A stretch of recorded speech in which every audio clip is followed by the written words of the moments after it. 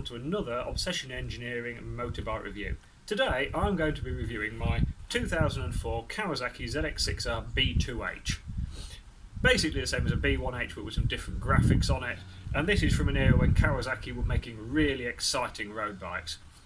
The last few months I've not been using it very much because I've had Project Tuono on the road. So I've decided I need to go out for another ride on it and remind myself the good and the bad points about it, and I may as well take you along for the ride. Before we set off, I'll give you a little run around the bike and show you what modifications have been made over the time. As you can see, there are WP stickers on the forks. Unfortunately, this is a tailback from the previous owner who had fitted WP fork springs that were, I believe, out of a motocross bike and were completely wrong rates and lengths. So all they did was ruin the ride. So they've been taken out and some K-Tech springs have been fitted, which are about the right weight for me. But the damping remains standard. A little bit further down the bike is a generic open exhaust can. It's not offensively noisy, it doesn't really do a lot for performance, and I've never felt any need to do any engine work because if you want to go faster, buy a ZX10.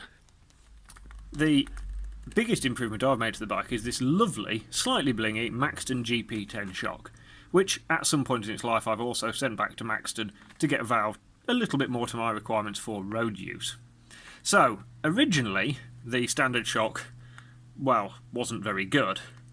It had been ruined even further by being fitted with the wrong WP spring, and yeah, it didn't matter what you did to the standard shock, there was no getting away from the fact that it was like a piece of poo tied in a bag.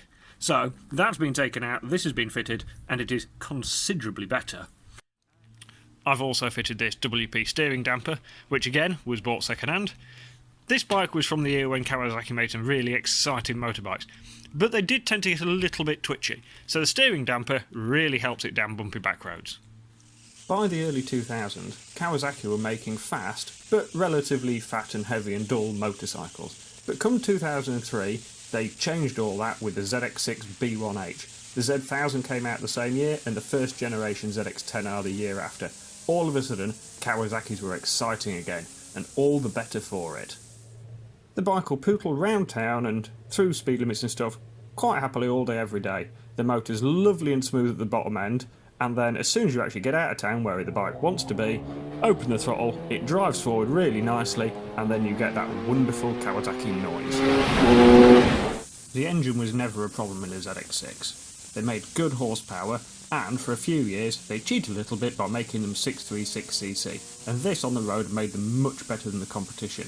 It just gave them a bit more bottom end torque, a bit more drive, but without sacrificing the top end how. And how, it definitely does.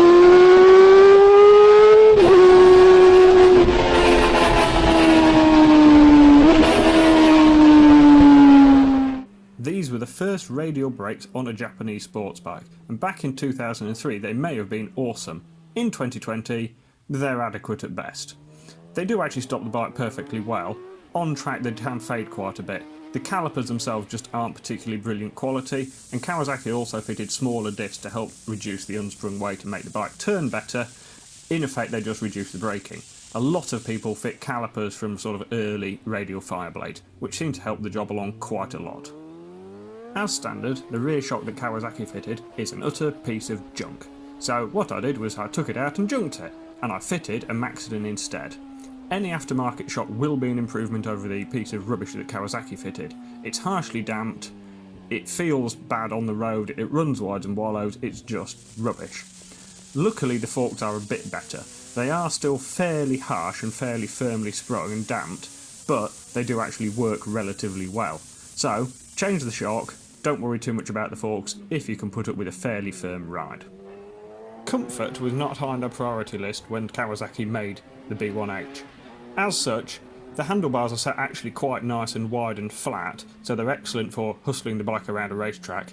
Not quite so good if you're pootling slowly on the road. There's not a massive amount of legroom, but I am 6'1", and the biggest thing for me is the shape of the seat. The front of the seat kicks up a little bit, and combined with the back of the tank that sticks back a little bit, you do end up sat on your nuts quite a lot. Again, if you're down a back road and you're riding quickly and you can move around on the bike, not a problem. If you're sat on the motorway, it's torture. build quality isn't the strong point on this bike. A lot of the paint finish is quite thin, the calipers corrode easily if you don't look after them, but if you keep on top of it, keep it clean and look after it, they do survive perfectly well.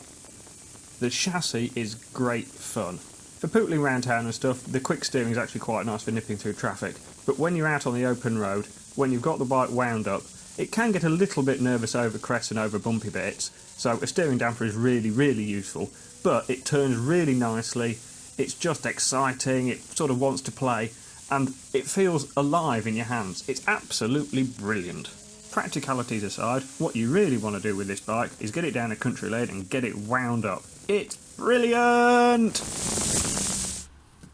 So even a short ride, or in fact a couple of short rides once I've got the camera set up right, reminds me of what I absolutely adore about this bike, and some of the slight drawbacks to it. Now, the engine, it sounds fantastic. Once you get it revving, it's just got this wonderful howl to it. I think it's a great noise that very, very few bikes can manage. For a 600-ish cc bike, it's actually quite torquey. Once you get it sort of past about 5,000 RPM, it drives forward in a way that R6s and CBRs just can't catch.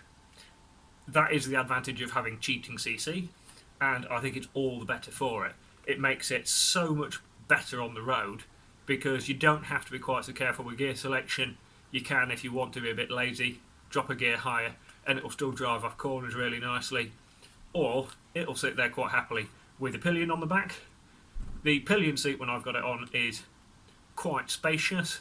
The only problem then though is you're riding at a speed that is a bit uncomfortable. When you're going quickly on this bike, when you're working it down a sort of fun back road or a racetrack, it is brilliant. When you're riding a bit slower, it isn't. The front of the seat sort of slopes up, the back of the tank slopes back down.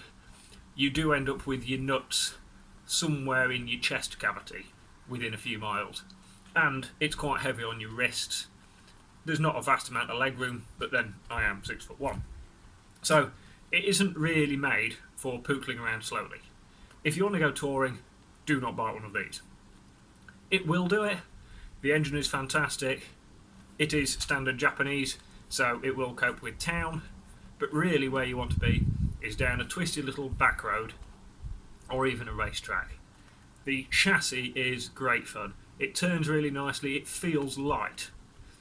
There's actually quite a lot of room. The handlebars are set fairly wide, so you have got a bit of space, you've got plenty of leverage, you can bully it around corners, and it's a little bit nervous as well. So it'll pick the front wheel up, it'll kick a little bit, it'll be shimmying, and it just feels exciting. And I mean, I've owned lots of quite fast motorbikes, Fireblades, R1s, sort of ZX6r 750s, that sort of behaviour, and there's very few of them that can distill the excitement in a ride like one of these can. It's a little bit to do with the noise, it's a little bit with the fact that it sort of twitches and shimmies in your hand and it feels like it's working. It's not plush on the suspension, it's quite firm, and again, if you're cruising slowly, that doesn't help it. But once you get it working, once you get a bit of load on it and you can sort of let it have a bit of space, it's just brilliant fun.